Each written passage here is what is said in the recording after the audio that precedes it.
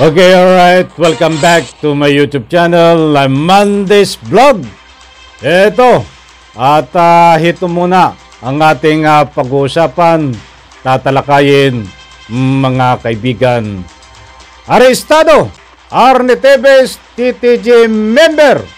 Nako po, mabuti at nadali ito, mga kaibigan. Iyan ang ating tatalakayin. At kung bago pa lang po kayo sa aking maliit pa na YouTube channel, inaanyayahan ko po kayo. Please subscribe. Sabay-sabay po nating i-like ang video na ito kung nagustuhan nyo po. Okay! At sandalit, tayo ay kumustahan muna bago tayo magpatuloy at talakayin. At bago tayo magbigay ng latest update tungkol dito sa pag-aresto na tagong-tago diyan po sa Timor-Leste na si Arnie Tevez. Huwag po kayong bibitaw at talagang bibigyan po kayo ng mga ilang impormasyon tungkol din dito kay Arnie Tevez. At kumusta po kayo, mga kaibigan? Pasensya na ho. At alam ko ho, marami ang nagbibigay ng public opinion diyan sa comment section. Marami ang naghahanap tungkol naman dito kay Arnie Tevez. Mababasa po natin diyan sa comment section. Maraming salamat po sa inyong pagbigay ng public opinion. At siyempre sa lahat ho ng nagbibigay din ng like at hindi nag-skip ng ads na ito dito sa aking maliit pa na YouTube channel. Maraming salamat po. Okay, dumako po muna tayo dito sa pag-aresto. Dalawa ang ating tatalakayin. Dito unahin po natin ay ang pag-aresto ng membro ng Tevez terrorist group. Ay makikita po natin diyan sa screen. Iyan ho si Rolando Pinili. At pagkatapos po natin matalakayan sa bandang gitna ay isusunod po natin ang mga ilang impormasyon tungkol naman dito sa pag-aresto kay Arnie Tevez na hanggang ngayon po ay nagtatago diyan ho sa Timor-Leste. Paunawa lang ho, mga kaibigan, ang naaresto po ay hindi ho si Arnie Tevez. Ang naaresto ho ay yan hong si Rolando Pinili na makikita nyo ho diyan sa screen na yan ay membro ho ng TTG Group. Alam nyo na yon. Pag sinabing TTG Group, at ilang taon din po nagtago na ito ay may kaugnayan ho ang pagkakaaresto niya sa Miguel Dungog 2019 case. Ito ay tinuturong pumaslang na ang utak din ho dito ay si Arnie Tevez, mga kaibigan. Wala ho itong kaugnayan dito sa kaso ng Digamo case, bagkos ang pinupunto po natin dito, ang pinag-uusapan ay tungkol naman ho sa panibagong kaso na kinasasangkutan nitong si Arnie Tevez. That's why na-aresto ho itong membro niya. Tirador niya ito si Rolando Pinili. Taong 2019 ho. Marami ho itong mga kasama, mga kaibigan. Si Alex Mayagma ay tumahimik na ho dahil ng laban. Meron ho diyang si Hana, kasama din ho, ay nagtatago pa din. At itong si Boy Quadra ay nagtatago pa rin hanggang ngayon. So dalawa sila na nagtatago. I'm very sorry kung nagkamali ko o higit pa sa dalawa. At siyempre itong kasalukuyan na nahuli na itong si Rolando Pinili ay kumpirmado ho niyan ho ay nakaditi na ngayon sa isang kulungan na membro ho ng Tevez terrorist group, mga kaibigan. Maliwanag ho, ilang buwan pong ikangay binantayan itong kasong ito sa Tevez ika nga po Miguel Dungog na napaslang. Subalit hanggang ngayon po ay wala pa pong ika nga po'y lumabas na warrant o pare. Sapagkat kung maaalala nyo, na-vlog na natin to. Kaunting recap lang ho. Ay nauna pa ho itong subject for resolution dito sa Digamo case. Ay itong Digamo case ay naunahan pa ho na lumabas ang warrant of arrest. Ay tinahuli hong subject for resolution. That's why hindi po natin alam kung ano po ang nangyari na dito sa kasong ito. Ang gusto ko lang pong ipahatid sa inyo, ito pong naaresto na si Rolando Pinili ay may kaugnayan po dito po sa kaso ng pagpaslang di umano sa isang board member na si Miguel Dungog, diyan po din sa Negros na ang tinuturong utak ko Arnie Tevez, mga kaibigan. Maliwanag po. Okay. At pumunta na po tayo dito sa ika nga po mga impormasyon na ano na nga ba ang nangyayari dito sa pag-aresto kay Arnie Tevez. Naniniwala ho po ba kayo na ito ay maaresto pa? Gusto ko lang pong makuhain yung mga public opinion at siyempre gusto ko ring yung mga damdamin nyo na kinikimkim ay pwede nyo ipahatid diyan sa public opinion. Dahil alam ko ho, yung iba ay nawawala ng pag-asa. Yung iba ay nagsasabi na hindi tinatrabaho ng gobyerno. Yung iba naman ay sinasabi sa kanilang mga pananaw na medyo nagkakaroon lang po ng mabagal na proseso dahil may mga dahilan. Kung ano man ang mga public opinion nyo dito sa hindi pa pag-aresto kay Arnie Tevez, wag po kayong magalinlangan. Karapatan nyo na isiwalat kung ano man ang nararamdaman nyo. I-comment nyo lang po diyan sa public opinion, sa public section. At yun ay buong puso po nating irerespeto. Baser man o hindi, ano man ho ang inyong public opinion, iiwan nyo na po diyan mga kaibigan na buong puso ko pong irerespeto. Sapagkat hindi po, iba't iba po ang ating public opinion. Iba't iba po ang ating pangunawa mga kaibigan. Kaya kahit man tayo ay iba't iba ang pananaw sa buhay, ay pawang pananaw din po yan. Pawang pananaw lang po yan. Bagkos, nandun pa rin po yung ating pangunawa mga kaibigan. Sa puntong ito dito sa pag-aresto kay Arnie Tevez, ilang buwan na At medyo mabagal nga mga kaibigan. Ay doon po sa mga nakakaunawa, ay maraming salamat po kung naunawaan nyo kung bakit hindi pa naaresto. At siyempre, karapatan din nyo po yan kung ano man ang inyong mga salubin kung hindi nyo naunawaan. At heto nga, at hanggang ngayon, kaya wala akong maipakita sa inyo na latest update na video. That's why ang una natin tinalakay ay nagbase tayo diyan sa larawan kay Rolando Pinili. Ay wala pa rin po tayo maipakita na video ngayon na latest update tungkol dito sa pag-aresto kay Arnie Tevez. Sana ho maunawaan nyo kung bakit wala ako maipakita na mga latest update tungkol dito kung ano na nga ba ang nangyayari sa pag-aresto dito kay Arnie Tevez. Karapatan nyo po kahit sabihin nyo na ito ay pinapababayaan na ng ating gobyerno. Wala ho akong magagawa kung yan ang inyong salubin, ang pananaw sa buhay o opinyon. Yan ay buong puso ko pong nirerespeto. At kung naniniwala naman kayo na ika nga po ay ginagawa ng ating gobyerno, ang pag-aresto, hindi po sila natutulog. Kung naniniwala po kayong ganyan, ay karapatan nyo po. Irespeto ko po lahat kung ano man ang inyong mga ika nga po ay salubin, mga kaibigan. Ba't naniniwala po ako mga kaibigan? Katulad nga po ng nasabi ko po sa inyo. Hindi pa rin ho magbabago ang aking punto de vista dito. Na si Arnie Tevez ay isang umaga.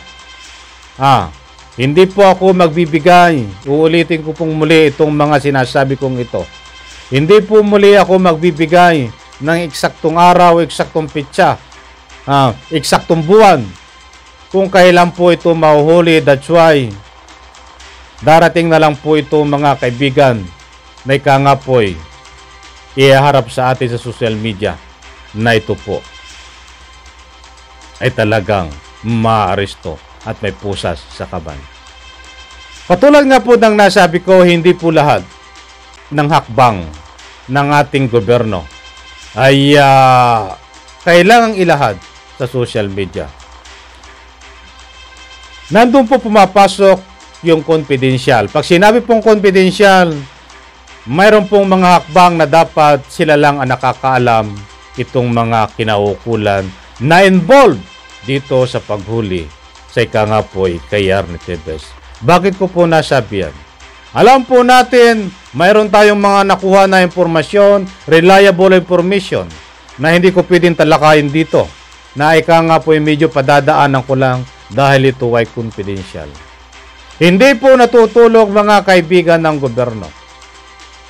Hindi ko lang pwedeng ipakita dito yung mga conversation dahil alam ko po confidential. Lalo baka po mawalan po sila ng tiwala sa akin. Pag sinabing confidential, that is sa confidential, mga kaibigan. Hindi po natutulog ang gobyerno, mga kaibigan, ayon po sa aking mga nakuhang impormasyon. That's why nandun na po ako. Talagang mabagal ang paghuli dahil, alam niyo ho, mayroon po talaga silang ginagawa na ika nga po nandun na sa stepping stone. Na kailangan pusasan itong si Arnie Tevez, hindi nila magawa dahil mayroon pang bagay na ika nga po kailangan dumaan pa sa legal na proseso. But ilang step na lang po mga kaibigan, maniwala kayo sa hindi. Hindi ko pinipilit kayong maniwala. Ilang step na lang po mga kaibigan ay maaabot na ang minimithi natin at ang pinaglalaban. Alam nyo na yun, hindi ko na sasabihin. Nasabi ko po ang confidential sapagkat ito pong ginagawa ng ating pamahalaan. Alam po natin hanggang ngayon ay walang impormasyon na nanggagaling sa pamahalaan, walang video na pinapakita. Yan po tumatawag yung confidential na gawain nila. Na ang layunin huwag ma-disturb, huwag ma-distract, huwag maunahan. Dahil alam po natin, itong si Arnie Tevez, diyan din ho sa Timor-Leste, ay maraming pinakalat na mga nagmamanman upang sa ganon, anuman hakbang ng gagawain sa kanyang paghuli ay hindi ho matunugan.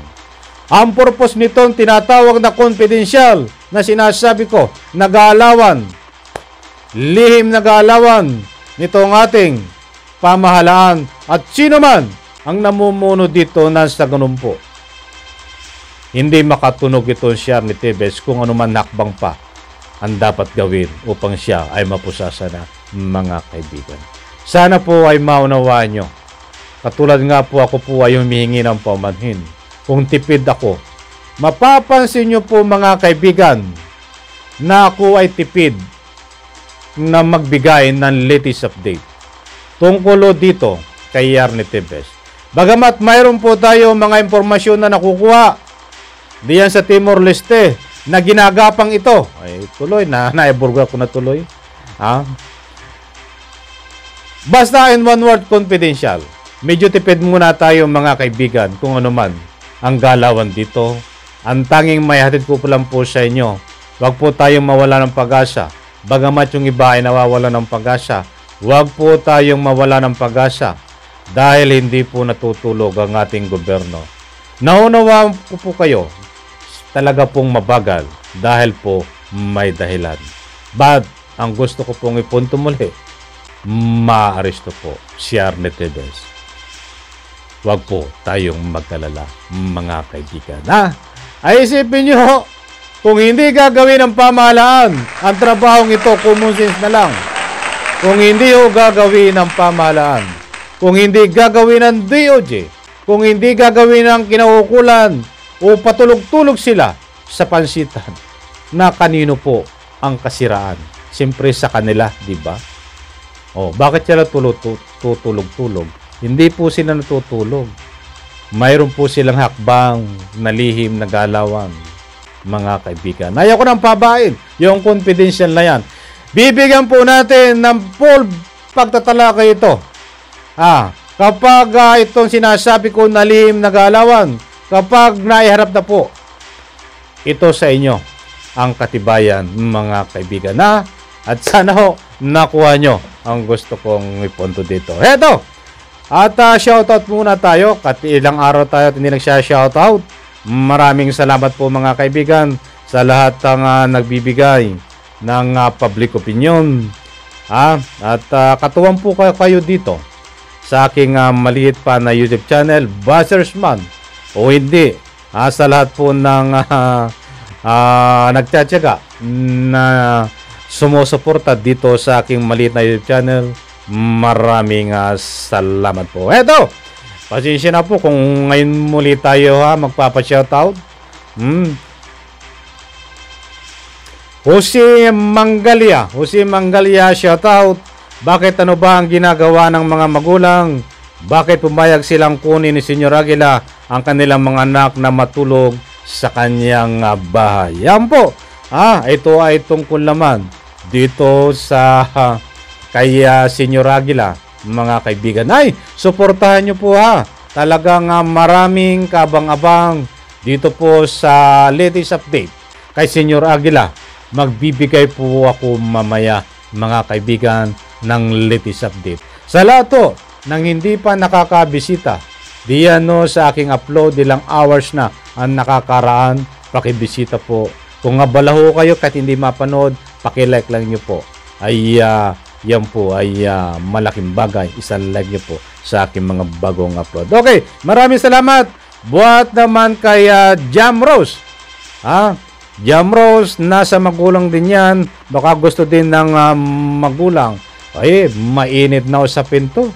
Ito nga mga bata na ika nga po hindi pa nireregla ay nagkakaroon na po ng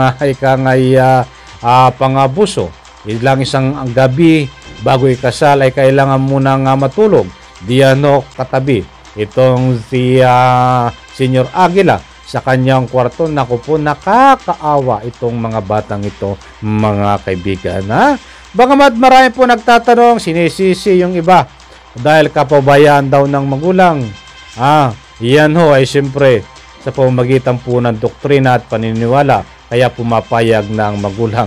Kulto Ang kulto ay walang may dudulot na mabuting pananaw sa kaisipan ng membro. Kaya pumapayag ang mga magulang. Okay, maraming salamat. Buhat kay Evelyn Nguyal, shoutout. Masugi din natin itong taga-subaybay. Maraming salamat po. Si Randy's Vlog, palagay ko po sa lista ito si Senyor Aguila. Wala siyang pangundangan, mga kaibigan. Talagang nasa kanya na lahat, mga kaibigan. Maraming salamat, Evelyn Nguyal, sa iyong always support. Ito na lang at baka tayo kulangin sa oras. Matindi si Senyor parang broadcast hybrid, concrete linyada, Christian ay siguro sa bungiro ito dahil may nasasabing broadcast. Maraming salamat sa inyong opinion, Christian. Hayop na klaseng senior Marit Willite, shout out. At sino pa? Darren Aguila. Darren Aguila, maraming salamat po. Huwag nang palayain niyang walang hiyang Aguila. At sana pati mga magulang isama sa kaso at bigyan ng sapat na parusa pagpayag nila sa pagpakasal ng mga anak nila. Buhat kay Darren Aguila. Ayon. At ako tutusin nga po ay diyan sa comment section ay napakalaki ho. Ika nga po ay galit ng ating mga mahal at masugid na taga-subaybay dito sa leader ng kulto na si Senyor Aguila.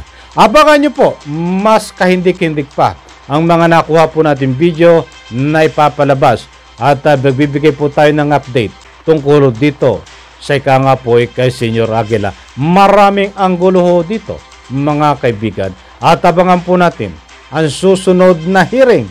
Talagang mas matindi pa po ang ating ika nga po matutuklasan din. At siyempre, ang mga update ho dito kay Yarny TV sa pag-aristo, hindi po natin ito nakakalimutan. That's why mayroon lang po tayo na tinatawag na ika nga po nakuha nating impormasyon na hindi dapat po tayo magdalakay dahil mayroon pong confidential na galawan na ika nga po hindi ko pwedeng isiwalat mga kaibigan. Sana po maunawaan nyo yan, ha? Saka ko natatalakayan yan ng full video kapag talagang nandun na sa ikangay rurok ng tagumpay, ha? Maraming salamat po at pagpalain po tayo lahat. Sabay-sabay po nating i-like ang video na ito. Diyan o sa comment section. Huwag po nating kalimutan lagi pag may pagkakataon magbigay ng public opinion. Pagpalain po tayo lahat. Palakpakan.